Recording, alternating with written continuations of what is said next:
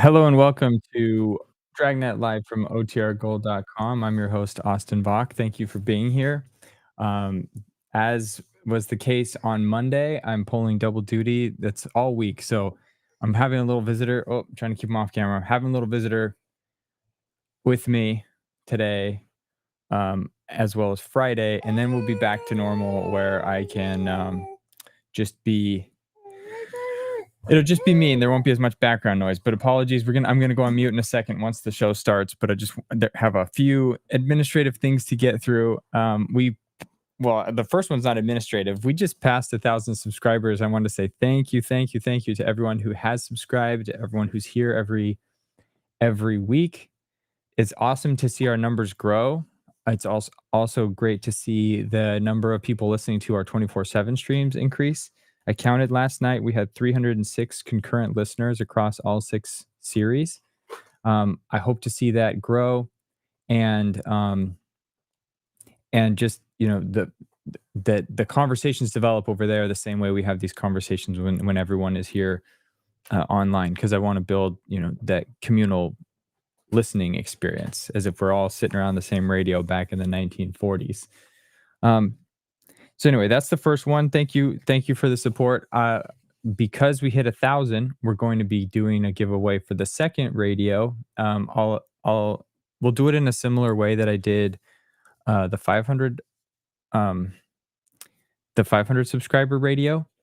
I will post I'll mention a secret word at the end of this stream, and then you comment on this video after the live stream ends and it just goes into replay mode. Comment with the secret word there, and then on Friday's live stream, right before Friday's live stream, I will use a little tool that picks a random comment that has the particular word in it, and that person's going to win the radio. So right before I went live, I did that for our 500 radio giveaway, our 500 subscriber giveaway, because the original person never responded to me. So we're trying a different approach, and I think this one's going to work better. So the winner for the first radio, they get their choice of this mint green one or this cream one, is Nell. So Nell Walkwitz, hopefully I pronounced your last name correctly. You have won your choice of radio. So please email me at contact@otrgold.com. I will respond with I actually think I already have your right email, but I'll respond with another word that you can post in the um, like as a reply to your own comment, and just to confirm I've got you, and then you can send me your mailing address, and I will send you your choice of these. And then for everyone else, stay tuned for the end. I'll give you a new word. You put it in the comment of this video, and then you'll be entered to win whichever one Nell doesn't pick. Again, these are vintage styled Bluetooth radios, so you can connect them to your phone. You can stream this content through it. You can stream other old time radio. You can stream music. There's also a mic in here to make phone calls. I haven't tried it. I don't assume it's going to be of super great quality, but these are fun little things that they fit good in your hand. They look great on your desk. I hope you enjoy them, whoever wins this second one. So let me go through here. Sorry, everything's just a little bit more chaotic because I'm having to multitask. So today's episode is episode 28. The title is George Quan, the Jade Thumb Rings. It's an interesting story. I do just want to call out ahead of time that there's an off-color joke in this episode about Native Americans. And while I love old time radio, and there are many things about this era of history that I wish were still continue today, it's a good reminder that not everything was that way. The cigarette commercials being one of them, and then particular views of minorities or how we treated them is another one. But so I just want to do a heads up there. I haven't edited anything out. I haven't removed it. I'm against that. I think you can listen to it and come to your own judgment, or come to your own conclusion about all that. But just wanted to call that out before we started. So this episode originally aired Thursday, December 8th, 1949. And since the last broadcast of Dragnet, there was a KRLD, which is TV Channel 4 in Dallas-Fort Worth, began broadcasting. The movie On the Town, which was a film adaptation of a Broadway musical, starring Gene Kelly, Frank Sinatra, Ann Miller, and Vera Ellen, premiered. And then, I got that out of order. Sorry, that was December 8th. But before that, Jeff Bridges was born. Jeff Bridges, I think most popular for The Great Lebowski, which I haven't seen, but he was also the first villain in the first Iron Man movie, which is cool. And he's in a bunch of other stuff. But he was born in Los Angeles a couple days before this episode aired. So let me see what else we got. That's it for now. So we will jump in. I see the comments are already coming in. I see a few people that this is their first stream. This is their first live. Thank you for being here. I will highlight some of those once I go on mute and the show starts. I'll start highlighting those things in the bottom. If you want to participate in the chat and you're not streaming from the OTR Gold channel, check the link, check the description, the video description. You'll see a link to this channel. You have to be participating from the OTR Gold channel to comment in the chat. But it's always a good time. Topics vary. We go all over the place. If it's relevant to the show, I'll highlight it below. Otherwise, if it's off topic, we normally just keep it over here and chat, and it's still fun. So with that being said, let me just check if there's anything relevant from the chat here. Ahava, welcome. Your first time tuning in from the UK, I believe. Is that what I thought I saw that? Oh no, maybe you're not. But yeah, if you're I'm broadcasting from Seattle. I'm live streaming from Seattle, so West Coast time. I always ask that people share where they are tuning in from, because I like to know. So if you're comfortable doing that, please do. Otherwise, no worries. We're glad you're here. Cool. So with that, let me share this out and we'll get started.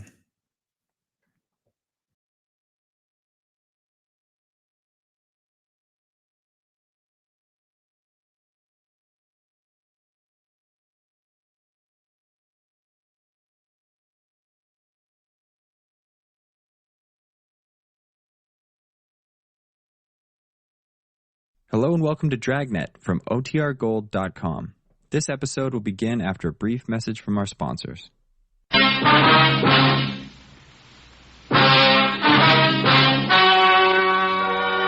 Ladies and gentlemen, the story you are about to hear is true. Only the names have been changed to protect the innocent. Fatima Cigarettes, best of long cigarettes, brings you Dragnet.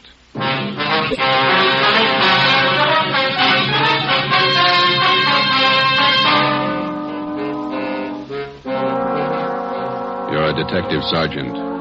You're assigned to robbery detail. $8,000 worth of Chinese jade has been stolen. The criminal is vicious. His weapon, a handful of buckshot in a handkerchief. Your job, get him. If you want a long cigarette, smoke the best of long cigarettes. Smoke Fatima. Fatima is the long cigarette which contains the finest Turkish and domestic tobaccos superbly blended to make Fatima extra mild. And that's why Fatima has a much different, much better flavor and aroma than any other long cigarette. That's why Fatima is doubling and redoubling its smokers. So, if you want a long cigarette, smoke the best of all long cigarettes. Smoke Fatima. Dragnet, the documented drama of an actual crime. For the next 30 minutes, in cooperation with the Los Angeles Police Department, you will travel step by step on the side of the law through an actual case from official police files. From beginning to end, from crime to punishment, Dragnet is the story of your police force in action. It was Monday, December 1st. It was foggy in Los Angeles. We were working the day watch out of robbery detail. My partner's Ben Romero. The boss is Ed Backstrand, chief of detectives. My name's Friday. It was 7:15 p.m. when we got to the police academy, the banquet room. Where do we sit, Joe? Lee Jones is holding a couple seats for us someplace. You see him? Oh, yeah. There he is at Burn. Well, look at him. Everybody's here. Yeah, ought to be. Hi, fellas. Couple of ringside seats. Thanks, Lee. Did you get it? Yeah, right here. Mind if I take a look at it? No, go ahead. How come you didn't get it wrapped as a gift? No time. A gift box would have been nice. No cotton, even? Beautiful watch. Radium dial? Yeah. Universal Geneva. Fine movement. He'll like it. Look on the back. Let's see. For Chief Ed Backstrand, a good cop, Detective Bureau. Not very good engraving. No time. I didn't think the old man really meant it. 26 years. You get tired after 26 years. You've been at it 25, Lee. Oh, don't look at me like that. I got a book to finish. 23 chapters. How many chapters you got, Fanny? 2. How long you been writing it? 2 years. Well, at that rate, we'll be stuck with you for another 21 years. If you're lucky. Excuse me, fellas. Gotta make a speak. All right, Lee.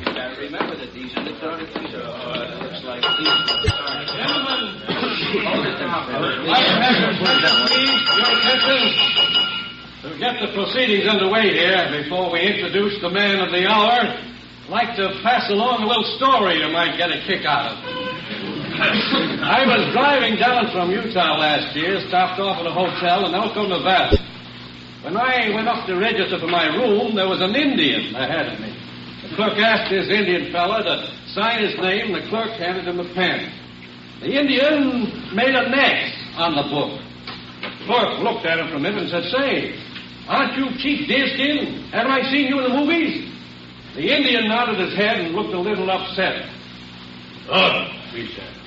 "Oh, we make a lot of movies in Hollywood." The clerk smiled and said, "A lot of people in Elko here like to get your autograph, Chief." Then the Indian grabbed the pen up again and he said, "Me no like a autograph, hunter. Me no want to be bothered." Then he drew a circle around the X he made. The clerk said, "Why you do that, Chief?" The Indian said, "Me no use the right name." Oh, hey, Joe. Yeah, there's Rogers over there. He's motioning to Where? Oh, yeah, excuse me a minute, then. The chief who's retiring tonight. He's been using his right name for 26 years, and he's proud of it. And we're proud to have been associated. Do you want me, Rogers? A phone for you, Joe. You can take it on the extension After outside. 26 Thanks, Pete. years of service, he's retiring from the Los Angeles Police Department. We're going to miss him. Gentlemen, a fine officer, Chief Ed Backstrand. Where's the phone? Right over here. Thanks. Friday. Joe, this is Gonzalez. Yeah, Jeff. Sorry to bother you, but Powers said I should call you. Yeah? I need some liquid. Something big? Pretty big, yeah. Too many loose ends. Pena and I can't pull them all in. When do you want us? As soon as you can get down here. That important, huh? A man may die, Joe.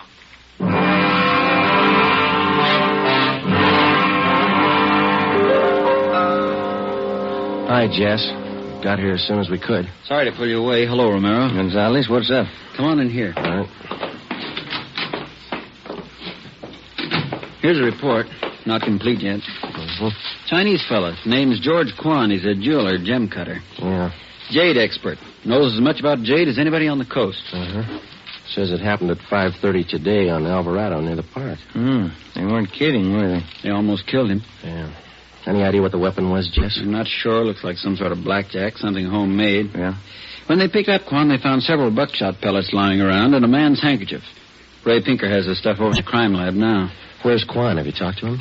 Got in a couple of questions down at Georgia Street while the doc was giving him sedatives. Little guy's a mess, Joe. Gonna be all right? 50-50 chance when I called you out of the academy. Well, why did they beat him? Did he resist? I don't have it all yet, but from what he said, he was jumped from behind, didn't have a chance to fight. Whoever it was kept beating him long after he was unconscious. What'd they take him for? A couple of pieces of jade, large ones, very rare. You got anything else? Yeah, we got a star witness, just one. Did you talk to him yet? Just did for an hour and a half. You want to crack at her? Are you having trouble with him? Yeah, little. All right, Pena. Send him in again. Yes, sir. You want to talk some more? 6 years old, Joe. His name was Norman Eugene Fisher, and he was 6 years of age last April. Like all young boys his age, his imagination ran away with him. What would be only a minor detail to an adult witness assumed tremendous proportion to Norman's young mind. He told us his story 3 times. Each time he elaborated a little more until what he claimed was the truth could only have been figments of a small child's imagination. Ben and I, together with Gonzalez and Pena, talked with the boy for another hour. We were getting tired, but Norman enjoyed his position as star witness. Once more, Norman, please, try to remember it as it really happened. It was just like I said. Let me try, Jed. Go ahead, Romero. You did see it happen this afternoon, didn't you, Norman? Yes, sir, I did. Good. Now, you were on your way home from the store. Oh, no, sir, I was running away from a man. He was chasing me. But you just told us, Norman, that you were on your way home from the store. Oh, no, sir, that was yesterday. But you told us. Just a minute, Ben. Norman, how old are you? Next year I'm going to be 21. No, that's not right. 21, that's older than I am. Well, when I am 21, I'm going to get a hot rod. Fastest car in the world, 10,000 miles an hour. Sure you will, but how old are you now? 6, but I'm going to be 21 soon. I remember when I was 6 years old, Norman. A lot of things I wanted. Electric train. I got one. Well, it must be something you'd like to have. One thing that maybe now that you don't have, huh? Will you give it to me? Well, if I can. What do you want? I'd like your gun. Well, what do you want a gun for? I want to put people in jail like you guys do. Sometimes it takes more than a gun, Norman. What do you mean? Just because you've got a gun doesn't mean you're a cop. Well, what does? Just a minute, son.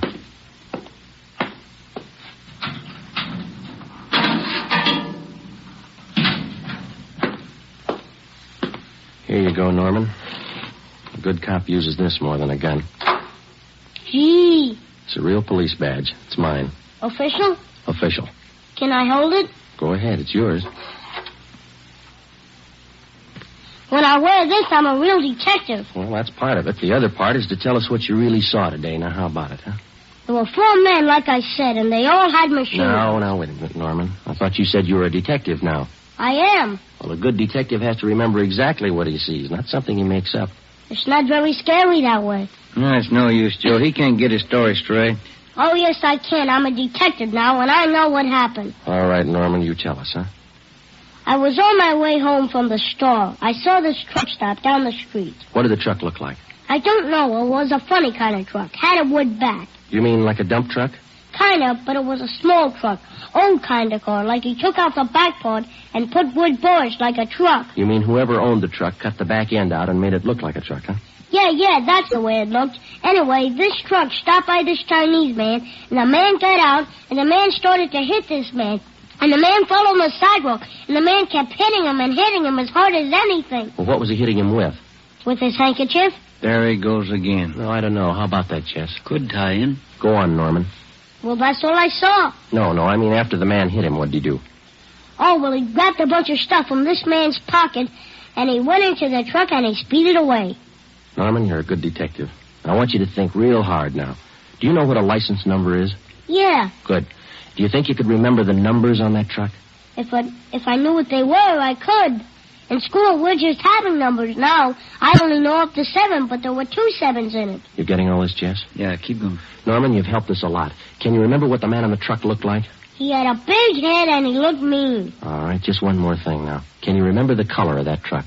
It looked black, but the back part had black and white stripes. I don't know how you did it, Joe. Well, what do you think? How about it? Me too. All right, Norman. Your mother's waiting outside for you. You can go home now. You're a real detective. Can I wear my badge now? You bet you can. Okay. Say, Yes, sir? as soon as I arrest somebody, will you put him in jail? With the help of an outdated police badge, no longer official, we had the statement of a 6-year-old boy with a healthy imagination. We had an idea he was telling us the truth, but we had no way of being certain. Since he was the only witness, we had to accept his word and hope that he was putting us on the right track. The quickest way to make sure was to see if some of the details in little Norman Fisher's story would check out. Jess Gonzalez and Manuel Pena took the job of trying to locate a homemade pickup truck with 2 7s in the license number. They started by checking all the late 3.8 forms, the vehicle theft and impound reports. The next morning, Ben and I called the General Hospital and talked with Dr. Sebastian. He told us that the victim, George Quan, had improved sufficiently to allow a brief interview. It was 10:14 a.m. when we got to Ward C, General Hospital. Doctor tells us you're a little better this morning, Mr. Quan. Yes, sir. I shall be all right, although it is quite painful at times. We're sorry to bother you, Mr. Quan, but we've got to have a little more information on the robbery. Oh, I will tell you all I can, sir. I should like to recover the missing jade pieces. It is a great loss to me. Did you get any kind of a look at the man who hit you? Oh, he attacked me from behind, knocked me to the pavement. I made an attempt to get to my feet, but he struck me again and again, here at the base of my neck. You didn't see him at all, then? No, sir, I did not. Do you have any idea who could have done this? Unfortunately, no. I cannot think of anyone. Well, what was stolen from you? We know it was jade, but can you give us a more detailed description? Well, sir, I lost 2 thumb rings, very rare, collector's items. Thumb rings? How much were they worth, would you say? Well, I paid $8,000 for the 2 rings. I wonder if you could describe them to us. Well, both rings were relics of the time when the Chinese archer drew his hunting bow with a special thumb ring. Any particular identifying marks on them? Oh, they both have linings of fine gold to fit them to the fingers of the new owners. Who were the new owners? I had just purchased them yesterday, before I was robbed. I was on my way to San Francisco to show them to prospective buyers. Who did you buy the rings from, Mr. Quan? Mrs. Inez Curtis, a very reputable dealer. We have done business for many years. I wonder if we could have her business address, huh? She has her office at her home. It is 1957 Harper Annex, off Sunset Boulevard in Beverly Hills. How many people knew that you had the jade on you at that particular time yesterday? Oh, let me see. There were only 2 other buyers present beside Mrs. Curtis. I do not recall their names. They were new to me. Mrs. Curtis would know. Mr. Quan, we know that you're tired. We have just one more question. Certainly. I wonder if I might trouble you to hand me that tumbler of water with the glass straw. Surely. Here you are.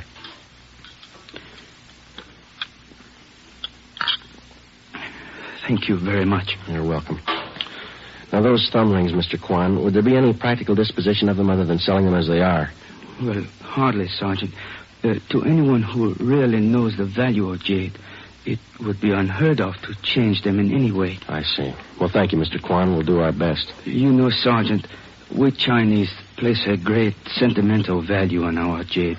We'll do everything we can to recover it. Thank you. May I tell you my favorite quotation on jade? Yes, sir. It is from the writings of Tong Jung Tso. He wrote, "The magic powers of heaven and earth always combine to form perfect result. So the pure essences of hill and water become solidified in precious jade." Ben and I drove out to 1957 Harper Annex, the residence of Mrs. Inez Curtis. There was no one at home. We left one of our cars. It was 12:22 p.m. when we got back to Central Division. Here's a phone message for you, Joe. What's it say? Call Jess Gonzalez. He's out to Wilshire Division. Okay, thanks, Ben.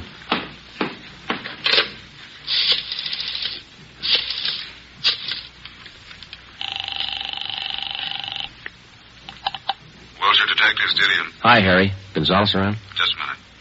Tavon 3 did it. Gonzalez, Friday, Jess. we got the truck and we got the driver. We'll be right out. Something else, Joe. Yeah? The kid was right. There were 2 7s in the license number.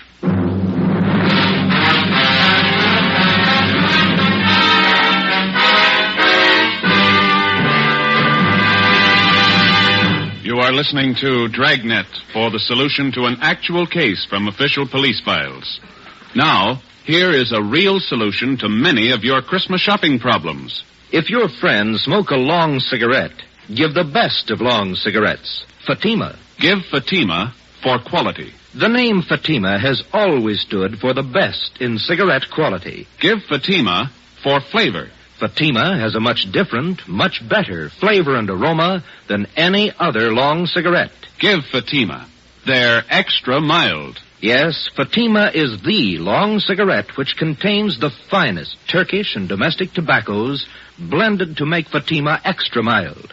Yes, extra mild. So give Fatima for Christmas in the attractive golden yellow carton. It's the long cigarette that has doubled and redoubled its smokers.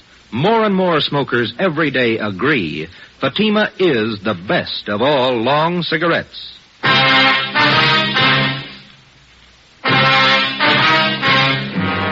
Wilbur Rasmussen, white, male American, age 31, 5 feet 10 inches, 190 pounds, black hair, brown eyes. He was the driver of the truck. Gonzalez and Pena began by checking through all of the reports of trucks impounded during the past 24 hours. There were 23. Out of those 23, they narrowed it down to 4 possibilities. The third vehicle that they checked fitted the young witness's description of the holdup truck. We still could not be absolutely certain that the impounded truck was the one we were looking for. The same could be said of the driver, Wilbur Rasmussen. The net result of checking impound reports doesn't always result in the apprehension of a suspect, but in this case we were lucky. The driver had been picked up for drunk driving. It was 1:30 p.m. when we checked in at the Wilshire Division. Hi, Jess. Where is he? You're a little late. What do you mean? He's gone, released on bail. Who furnished the bail? The woman he works for, Mrs. Inez Curtis. Well, that doesn't figure, Jess, or does it? Why not? How many people knew Quan had the Jade? That's not my guess. Quan vouches for her. He's been doing business with her for years. What do you think, Joe? It's your show. I'm just tagging along. Well, one thing's sure. Just a minute. Wilshire Detectives, Gonzalez. Oh, yeah, Pena. He did? No, meet me back here.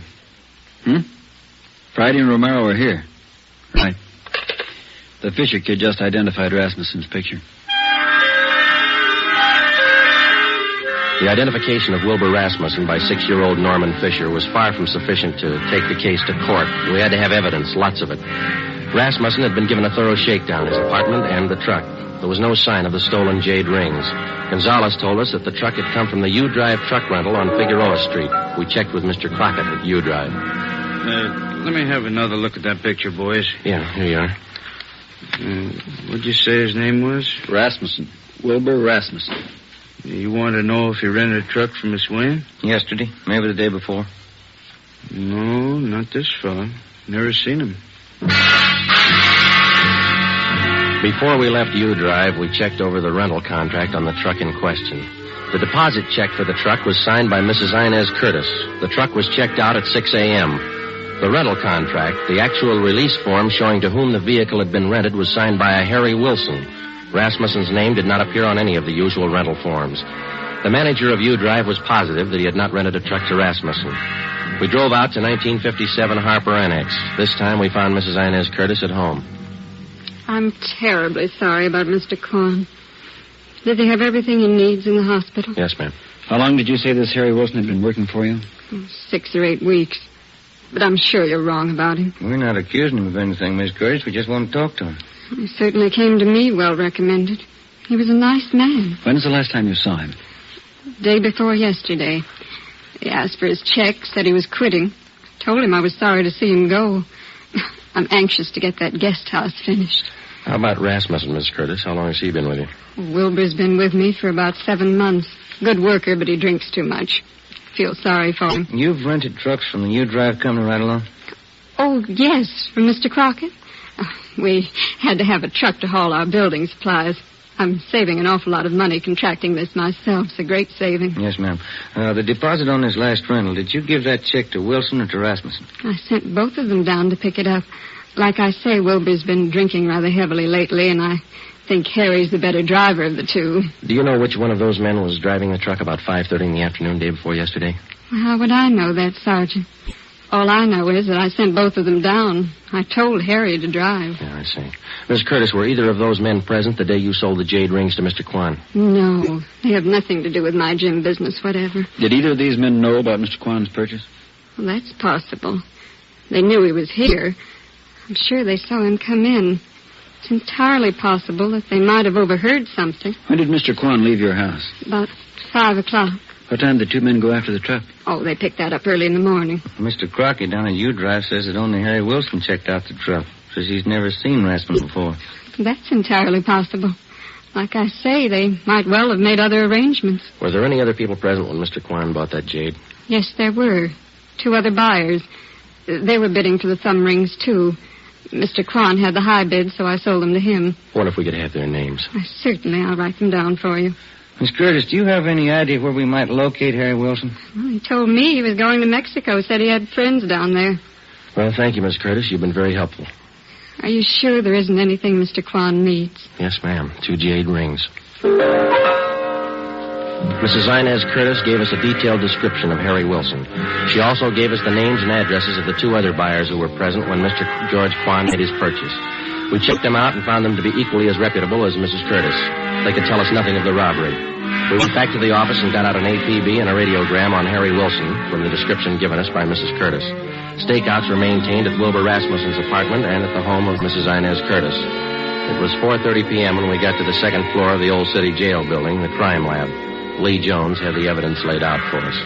Funny thing about the handkerchief, boys. What's that, Lee? The bloodstains. Old ones along with the new ones. How does that figure? We know how the new ones were made when the handkerchief was filled with buckshot and used on Quan. The old ones, hard to tell. How old would you say they were? Well, the handkerchief has been through the laundry a few times. Stains didn't come out.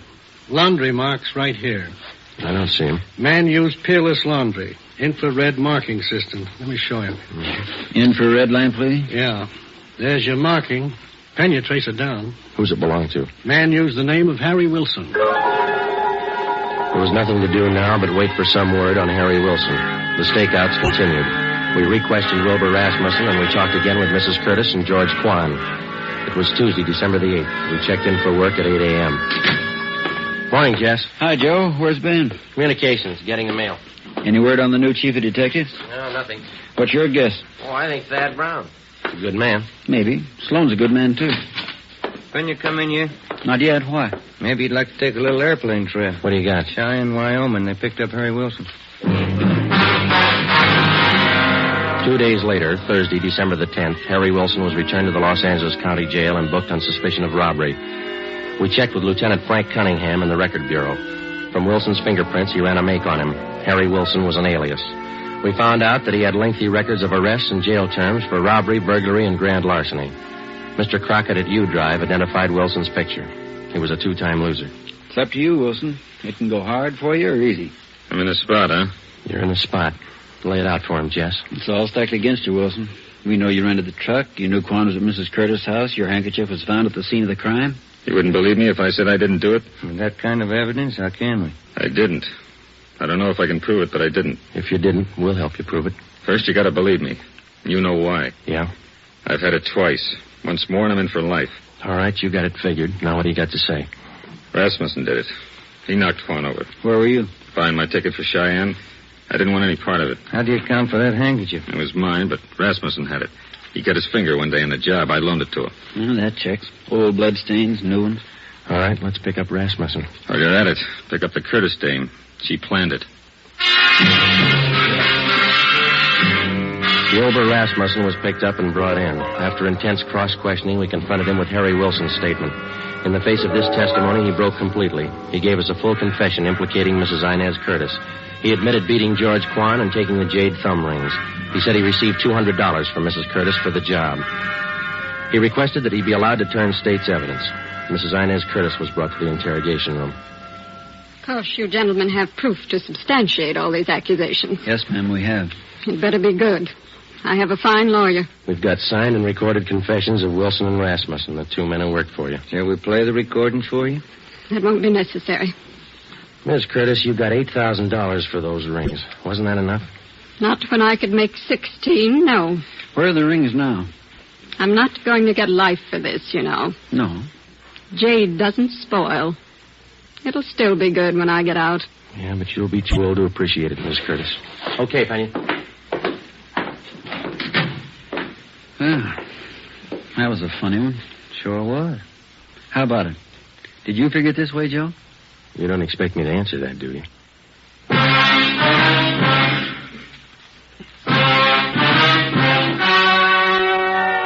The story you have just heard was true.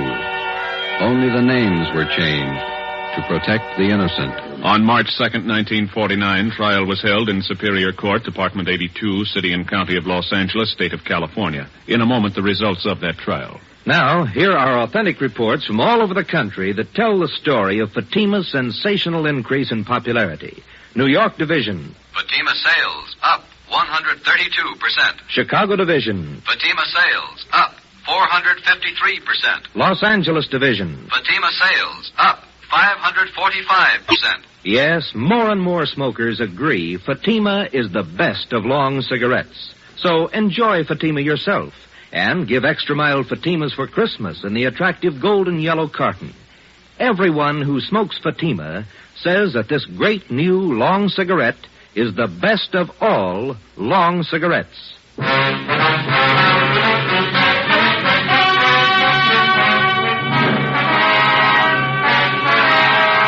Mrs. Inez Curtis was tried and convicted of robbery and conspiracy. She received the maximum sentence as prescribed by law. In consideration for turning state's evidence, Wilbur Rasmussen received a minimum term. You have just heard Dragnet, a new series of authentic cases from official files. Technical advice for Dragnet comes from the Office of Acting Chief of Police W.A. Wharton, Los Angeles Police Department. Dragnet honors the city of Knoxville, state of Tennessee, and the men who make up the Knoxville Police Department, another of America's great law enforcement agencies. One of these men, Sergeant Joe H. Roberts, director of the Knoxville City School Safety Patrols, who dedicates his life to making yours more secure. Fatima Cigarettes, the best of long cigarettes, has brought you Dragnet, portion transcribed from Los Angeles.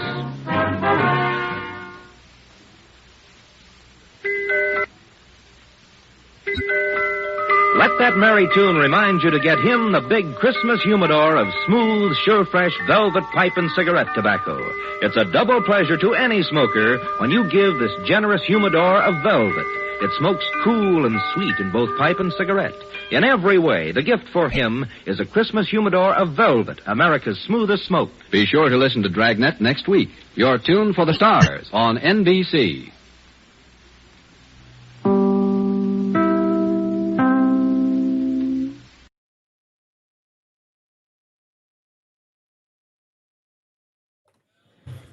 All right, man. The chat during that one was great. I listened to that one ahead of time. It's an interesting story, but today I think I learned a bunch about Dragnet just by reading the chat. I highlighted a few here that I want to share. There's a TV adaptation of the radio series with Jack Webb that I knew about. And then I knew in the 80s, Tom Hanks and Dan Aykroyd made a standalone movie of Dragnet, but those were the only two adaptations that I was aware of. But if you were following the chat, you saw that there were a couple other adaptations.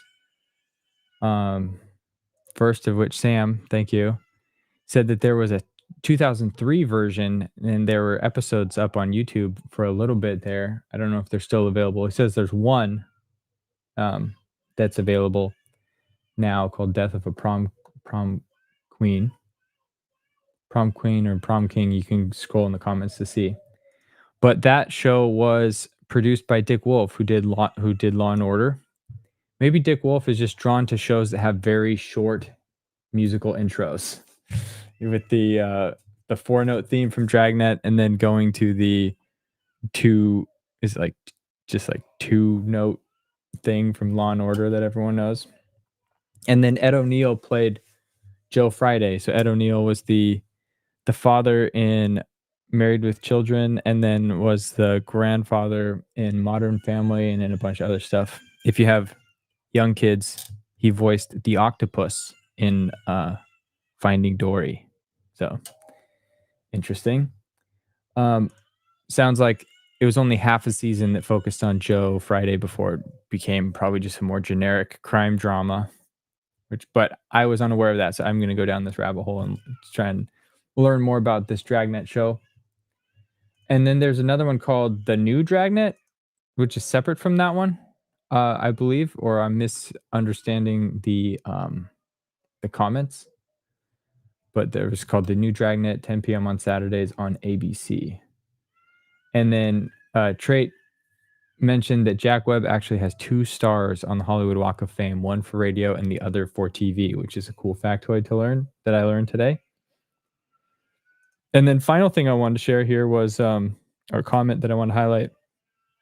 It's from Life with Roscoe. He says that Jack Webb was working to bring Dragnet back to television in 1983, but he passed away before he could do it. I wonder who owns the rights to all this stuff. I mean, because like these earlier episodes, I believe are in public domain, but all these other later content, like who's the own? Is it at one of the major studios, like Warner Brothers or something, or I don't know. It's another question that I have, but I don't have an answer to. Let me check here if we have any other comments that I want to highlight. Sweet. I don't see anything else coming through right now. Apologize for the background noise. It's about nap time for my child, so he is kind of throwing a fit right now, but I'll get to him in a second. Nell, so I saw you join late. I hope you saw my comment there. You have won our 500 subscriber giveaway. So send me your mailing address, please, and I'll get this, and tell me which one you want, and I'll get it out to you. And then the other one, so I'll post which one's available. Like once I hear from Nell, I'll put the post up about which one is left to be given away. And the code word for that one is Friday. One, because our next stream is Friday and you have to comment before then, and I'll do the drawing before then. But then also, you know, everyone's favorite detective, Joe Friday. So I also learned when I picked the word Skipper that there's a Barbie character, and there's a character in the Barbie world that has that name. A lot of people were saying that they had Skipper, like dolls, which is interesting. I also found it very fun how people creatively incorporated the keyword into their comments. I was just expecting when I said Skipper that I would just see a bunch of one-word comments saying Skipper, Skipper, Skipper, but people got really creative, and it made me laugh, and it was fun to see those come in. So if you want to get creative with the word Friday, go right ahead. But that's the criteria for the giveaway. You've got to comment on this video once it's done. Once the live stream is over and it's just doing the replay, leave a comment in the main comment section, include the word Friday, and if you do that, you'll be entered into the giveaway for the last radio, and I'll announce that on Friday's live stream. So thank you very much. Oh, here, I'll put this one up on screen because someone gave me an answer in real time. The estate of Jack Webb now owns the full rights to the company's library, with the exception of the original 1954 feature film version of Dragnet, originally released by Warner Bros. Great. Cool. But now owned by Universal Pictures. Oh, that must be the original 1954 version is now owned by Universal, potentially. Also, if anybody has connections to people that worked on any of these series or things, I would love to have them on for an interview, like at the before, after one of these live streams. I don't have any of those connections now, but I'll just keep asking this in case someone that's listening knows someone. Please put us in touch. They can reach out at contact@otrgold.com. I just have a deep interest in this area. I don't know a lot, but I want to learn more. So as I learn stuff, I will share it with you. And I appreciate everyone sharing what they know week, live stream after live stream. So great. Thank you all very much for being here. Next week's episode, let me just look. I keep saying next week. Friday's episode will be let me check it. Shrink that. What's it going to be? Friday's episode will be episode 29, The Garbage Chute Murder, Laura Barkley. That sounds actually very interesting. The Garbage Chute Murder, just the title makes me think of the Garbage Pail Kids, which is like a parody, an 80s thing, an 80s parody of the Cabbage Patch Kids. They're just, if you haven't seen those, they're pretty funny. Joshua says, "Hate, I've missed most of this live. Seemed very robust." Yeah, it was the chat was flying today. So thanks to everybody. We had some new people comment. Got Trey. There's Suzanne. I think. Look up. Is it Suzanne? Man, I'm scrolling up to see really quickly, and it's taking too much time to scroll up to see those other comments. But yeah, there was lots of interactivity. It's what I enjoy most. Thank you all very much. And I hope to see you on Friday. Don't forget to comment right after this is done so I can give you a radio. So you can be entered to win one of these radios. I want it to go to a happy home. Anyway, I'll see you all.